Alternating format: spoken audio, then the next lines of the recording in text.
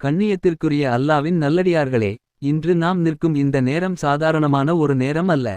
சாதாரணமான ஒரு காலகட்டமும் அல்ல. அல்லாஹ் தன் அடியார்களுக்கு நன்மைகளை பொழியத் தேர்ந்தெடுக்கும் சில பருவங்கள் இருக்கின்றன. அந்த பருவங்களில் ஒன்றுதான் நம்மை நெருங்கிக் கொண்டிருக்கும் இந்த மகத்தான காலம்.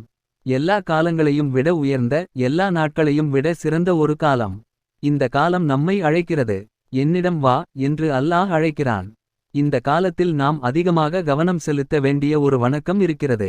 அது தொழுகை மட்டுமல்ல, நோன்பு மட்டுமல்ல.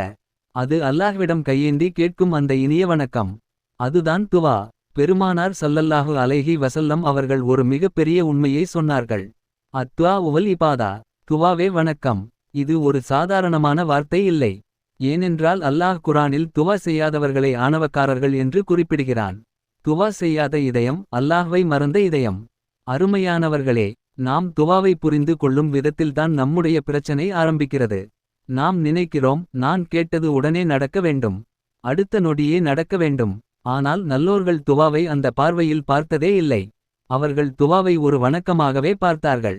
நீங்கள் அல்லாஹ்விடம் துவா செய்யும் அந்த நிமிடம் நீங்கள் என்ன சொல்கிறீர்கள் தெரியுமா? யா அல்லாஹ், நான் தேவையுள்ளவன். இந்த உலகத்தில் ஒரு நிமிஷம் கூட நாம் தேவையில்லாதவர்களாக இருக்க முடியாது. ஒரு சுவாசம் கூட அல்லாவின் அனுமதி இல்லாமல் நடக்காது. இந்த தேவையுணர்வை வெளிப்படுத்துவது தான் துவா. அதனால்தான் அது வணக்கம். அதே நேரத்தில் நீங்கள் துவா செய்யும்போது இன்னொரு உண்மையை ஒப்புக்கொள்கிறீர்கள். என் ரப்பு தேவையற்றவன். அவனுக்கு எதுவும் தேவையில்லை. நான் தான் தேவையுள்ளவன். இந்த அடக்கமும் இந்த பணிவும் தான் துவாவை வணக்கமாக மாற்றுகிறது. மூன்றாவதாக, துவா என்பது உங்கள் ஏகத்துவ நம்பிக்கையின் சாட்சி. யா அல்லாஹ், உன்னை தவிர வேறு யாரிடமும் நான் என் கையை நீட்ட மாட்டேன். இந்த உலகத்தில் எத்தனை கதவுகள் இருந்தாலும் துவா செய்கிறவன் நேராக வானத்தின் கதவை தான் தட்டுகிறான். நான்காவதாக, நீங்கள் துவா செய்யும் போது அல்லாவின் ஆற்றலை முழுமையாக நம்புகிறீர்கள். இந்த உலகத்தில் கோடிக்கணக்கான குரல்கள் ஒரே நேரத்தில் எழும்பினாலும் ஒவ்வொரு குரலும் அல்லாஹ்வுக்கு தெளிவாக கேட்கிறது. ஒருவரின் துவா இன்னொருவரின் துவாவை தடுக்காது. எல்லாருடைய தேவைகளையும் நிறைவேற்றும் ஆற்றல் அவனுக்கு இருக்கிறது. அதனால்தான் பெருமானார் ஸல்லல்லாஹு அலைஹி வஸல்லம் அவர்கள் சொன்னார்கள், அல்லாஹ்விடம் துவாவை விட கண்ணியமான வணக்கம் எதுவும் இல்லை. அறிஞர்கள் சொல்வார்கள், எல்லா நன்மைகளுக்குமான திறவுகோல் துவா தான். அருமையானவர்களே, நாம் ஒரு விஷயத்தை மாற்றிக் கொள்ள வேண்டும். என் துவா ஏற்கப்பட வேண்டுமா என்ற கவலையை விட, எனக்கு துவா செய்யும் வாய்ப்பு கிடைக்கிறதா என்ற கவலை வர வேண்டும். ஹஜரத் உமர் ரலியல்லாஹு அன்ஹு அவர்கள் சொன்னார்கள், என் கவலை என் துவா ஏற்கப்படுகிறதா என்பது அல்ல. எனக்கு துவா செய்யும் வாய்ப்பு கிடைக்க வேண்டும் என்பதுதான் என் கவலை. என்ன ஒரு உயர்ந்த நிலை.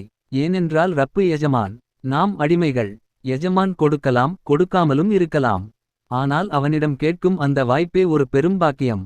அருமையானவர்களே, சில நேரங்களில் துவா ஏற்கப்படாமல் தாமதமாகிறது. அதற்கு பின்னால் அல்லாஹ் வைத்திருக்கும் ரகசியங்கள் ஏராளம். அது ஒரு சோதனையாக இருக்கலாம். என் ரப்பு தராவிட்டாலும் நான் அவனை விட்டு விலக மாட்டேன் என்று அடியான் உறுதியாக நிற்கிறானா என்பதை பார்ப்பதற்கான சோதனை. சில நேரங்களில் நாம் கேட்கும் விஷயமே நமக்கு நாசமாக இருக்கலாம். நாம் கேட்கிறோம், ஆனால் அல்லாஹ் தடுக்கிறான். அது தண்டனை அல்ல, பாதுகாப்பு. சில நேரங்களில் அல்லாஹ் இந்த உலகத்தில் கொடுக்காமல் மறுமையில் உயர்ந்த இடத்தை வழங்குவதற்காக துவாவை சேமித்து வைக்கிறான். அப்போது அடியான் மறுமையில் பார்த்து சொல்வான், யா அல்லாஹ், என் துவாக்களில் ஒன்றையும் உலகத்தில் ஏற்காதிருந்திருந்தால் நல்லாயிருந்திருக்கும். சில நேரங்களில் அல்லாஹ் துவாவை தள்ளிப் போடுவதன் மூலம் அடியானை தன்னை நிந்திக்க வைக்கிறான். என் பாவங்களால்தான் தாமதமாகிறது என்ற ஒரு கண்ணீர் பல வருட வணக்கங்களை விட அல்லாஹ்வுக்கு பிரியமானதாக ஆகிவிடுகிறது. சில நேரங்களில் அல்லாஹ் ஒரு அடியானை மிகவும் நேசிப்பதால் அவனுடைய துவாவை உடனே நிறைவேற்ற மாட்டான். அவனுடைய குரலை நான் இன்னும் கேட்க வேண்டும் என்று அல்லாஹ் விரும்புகிறான். அருமையானவர்களே, துவாவிற்கு சில அற்புதமான நேரங்கள் இருக்கின்றன. இரவின் கடைசி பகுதி, தொழுகைக்கு பிந்தைய நேரம், அதான் சொல்லப்படும் தருணம், இகாமத்தின் இடைவெளி, மழை பெய்யும் நேரம், பயணத்தின் நேரம், பெற்றோர் பிள்ளைகளுக்காக செய்யும் துவா, நோன்பாளியின் துவா, ஜும்மா நாளின் மறைமுகமான அந்த நேரம், இவையெல்லாம் அல்லாஹ் திறந்து வைத்த கதவுகள். மிக முக்கியமாக ரமலான். ரமலான் என்பது ஒரு மாதம் அல்ல. அது ஒரு அழைப்பு. அது ஒரு பெரும் வாய்ப்பு.